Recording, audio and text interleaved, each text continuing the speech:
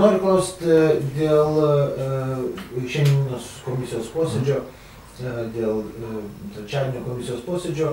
Tai vis dėlto šiandien buvo svarstomas ir viešųjų pirkimų tarnybos direktoriaus Žydrūno Plytniko kreipimasis, dėl ko jis kreipėsi ir kokie sprendimai. Žydrūnas Plytnikas kreipėsi į mūsų komisiją,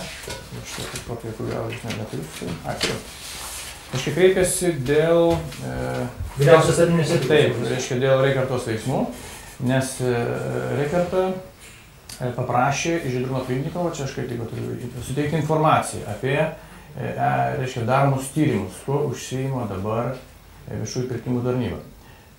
Tai iš esmės komisija nelabai nori kištis kažkodėl tai į tą reiškia, klausimą ir komisija nubalsavo, jog šito klausimo nenagrinės. Beje, aš buvau kitos nuomonės, bet komisijos balsų dauguma buvo nuspręsta, kad nenagrinės, bet komisija priėmė sprendimą kreiptis vis tik tai į reiškia, FTEką dėl Sakalauskaitės ir Sakalausko galimų reiškia, interesų konfliktų. Ir dar vienu klausimu, kad galbūt vis tik tai Remigijus Reikarta kreipdamasis dėl tokios informacijos pateikimo Žydrūnui Plytnikui, galbūt galimai viršijo savo kompetencijos ribas, kad jie galbūt negalėjo klausti apie tyrimų eigą. Šiaip iš esmės aš nežinau, reiškia, manyčiau, kad galbūt mes ir galėjom pasigilinti giliau, todėl kad vis tik tai viešųjų pirkimų tarnyba yra pakankamai įtakinga, tikrai įtakinga, reiškia, institucija ir ten labai didžiuliai sandėriai pro jos praeina. Ir galbūt reikėjo pasižiūrėti iš vidaus, bet čia toks buvo komisijos sprendimas. Pane Kernagi, dėl garsų pasaulio, štai jūs, kaip minėjot, jau po jūsų pareiškimo, jog jūs klausėte generalinio prokuroro ir valstybės saugumo departamento, kaip tokia įmonė gali spausdinti jautriausius dokumentus, piliečių pasus vidaus reikalų ministerijoje, dabar siekia numerius spausdinti, taip pat vidaus reikalų ministerijos sistemoje automobilių valstybinius numerius ir kitus dalykus. Kaip čia bus daroma? Tai reiškia, mano žiniomis, kad ne tik šitie dokumentai bus spausdinami, bet mano žiniomis spausdinami bus ir rinkiminiai biuleteniai. Vėlgi, sakyčiau, toks pakankamai jautrus yra, reiškia, segmentas dokumentų, kur gali būti paspausdinta Tai dabar šešėlis krenta dėl to, kad šita firma Garsų pasaulis, kuris spausdino banderolės, kad tų banderolių atsirado du kartus daugiau. Tai ar nebus taip, kad 2 kartus daugiau atsiras rinkiminių biuletenių?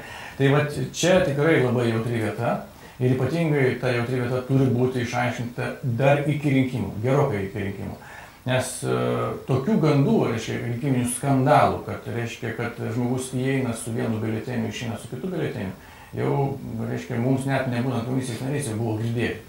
Tai labai gerai, kad ponas Vainikonis, reiškia, pats pasiprašė tyrimas, tai mes skubos tvarka mėginsime, ko gero, jį pasikviesti.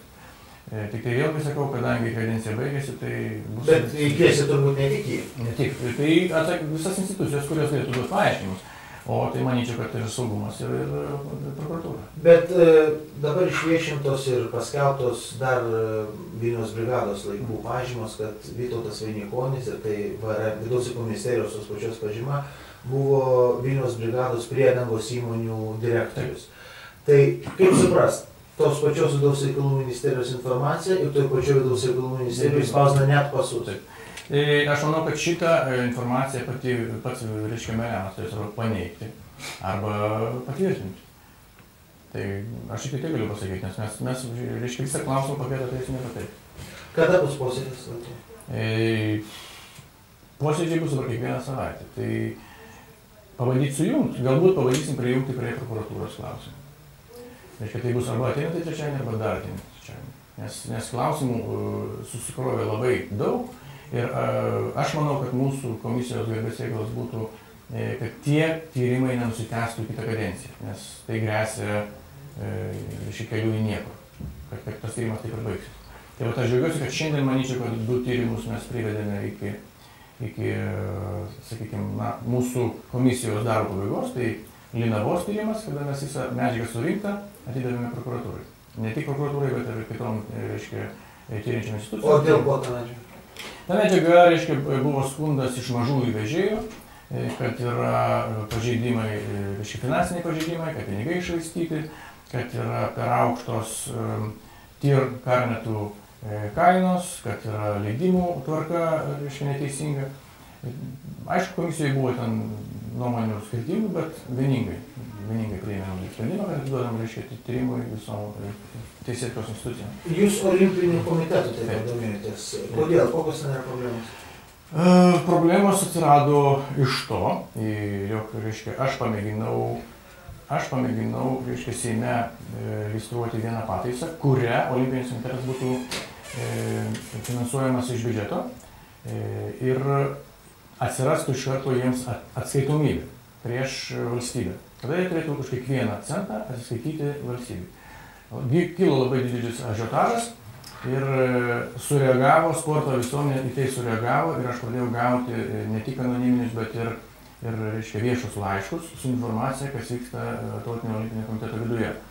Dar mane labai padrasino tai, jog grįžę olimpiečiai su medaliais neužmygo euforijoje, o iš karto pasakė, kokiom sąlygom jie treniravosi. Aš manau, kad ir patys žmonės matė, kokiom sąlygom treniravosi. Tai buvo suformuluota apie 20 klausimų Tautiniam olimpiniam komitetui. Ir aš jau mačiau, kad šitas mano pradėtas tyrimas, kuris atsidurs komisijoje, pakankamai stipriai išgąsdino. Todėl, kad dabar artėja Tautinio olimpinio komiteto prezidento rinkimai, kurie turėjo būti, pagal tvarką turėjo būti pabaigoje metų, bet jie atkelti ir vyks kartu su Seimo rinkimais.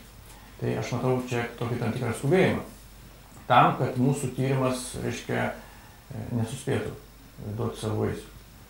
Tai, bet reiškia, vienareikšmiai mes kviesime taip pat juos į mūsų komisiją ir lauksime atsakymų. Reiškia, klausimai yra pakankamai aštrūs ir išsamus, tam, kad mes gautume atsakymus išsamius. Ir nuo to priklausys, kaip mes toliau elgsimės. Aišku, labai gaila, kad Olimpinis komitetas, kaip ir daugelis išsakė, yra valstybėje, visiškai nekontroliuojama, bet finansinių, reiškia, nusikaltimų tarnybos į tokias organizacijas gali. Jos gali tikrinti, mokesčiai gali tikrinti, tai bent šitos institucijos galėtų įsikišti. Baigėsi kadencija, jūs paminėjot, apibendrinant darbus, ką jūs išskirtumėt? Tai ko gero negalėčiau. Kurio laiko tiesa jūs vadovaujat komisijai? 8 metų, labai pasakyčiau, kad 8 metų. Ką galėčiau išskirti? Jeigu galėčiau išskirti, tai aišku, negalėčiau nepažymėti tos rezonansinės FNTT bylos, todėl, kad pasakysiu, po tos bylos tyrimo kažkiek tai pasikeitė požiūris į pačią komisiją, pasikeitė pačių institucijų, kurios buvo atskaitingos mūsų komisijai požiūris į mus, jos žymiai pareigingiau pradėjo dirbti. Galbūt, aišku, mažoko laiko, nes pusmetis tikrai nėra daug laiko. Bet kertinės tokios bylos tai buvo FNTT skandalo byla.